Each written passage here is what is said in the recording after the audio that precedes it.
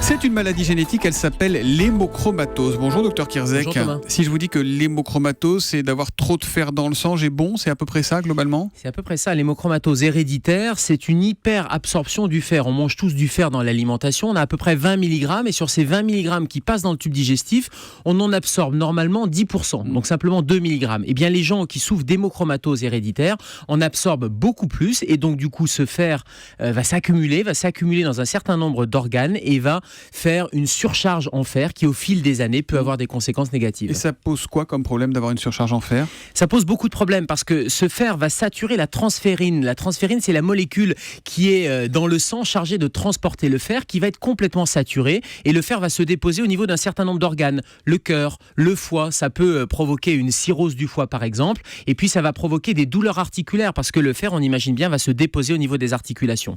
Si c'est une maladie génétique, j'imagine que c'est compliqué à soigner pour vous ? C'est une maladie génétique liée à un déficit en hormones, l'hormone qui régule justement l'absorption du fer. C'est pas si compliqué que ça, puisque le traitement est relativement simple. Le traitement, c'est d'aller enlever l'excès de fer. Et comment on fait pour enlever l'excès de fer ? C'est exactement des saignées, c'est quasiment ancestral, enfin c'est dans les années 40, on en est encore aux saignées. Alors pas des saignées comme on peut imaginer en saignant le patient, mais en retirant simplement une quantité de sang. Alors il y a un traitement d'attaque, les premières semaines, c'est un traitement une fois par semaine, on va retirer comme lors d'une transfusion sanguine, quand vous allez donner votre sang.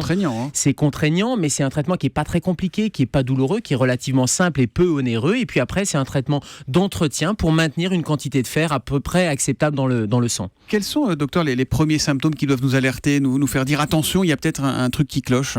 C'est toute la difficulté de cette maladie, c'est que si vous n'avez pas dans la famille, de membres de votre famille qui sont atteints d'hémochromatose, on ne pense pas devant des symptômes aussi simples que la fatigue, que des douleurs articulaires. Alors une douleur articulaire assez caractéristique, c'est la douleur au niveau du 2e et 3e doigt. C'est-à-dire quand vous serrez la main, c'est la douleur de la poignée de main. Et bien chez un sujet jeune, 20, 30 ans, ça peut éveiller l'attention du médecin. Et puis il y a un certain nombre d'autres troubles au-delà de cette fatigue, de l'essoufflement, des troubles sexuels également. Bref, plein de symptômes qui peuvent faire penser à votre médecin à cette hémochromatose et le diagnostic se fait par une prise de sang. Une prise de sang toute simple.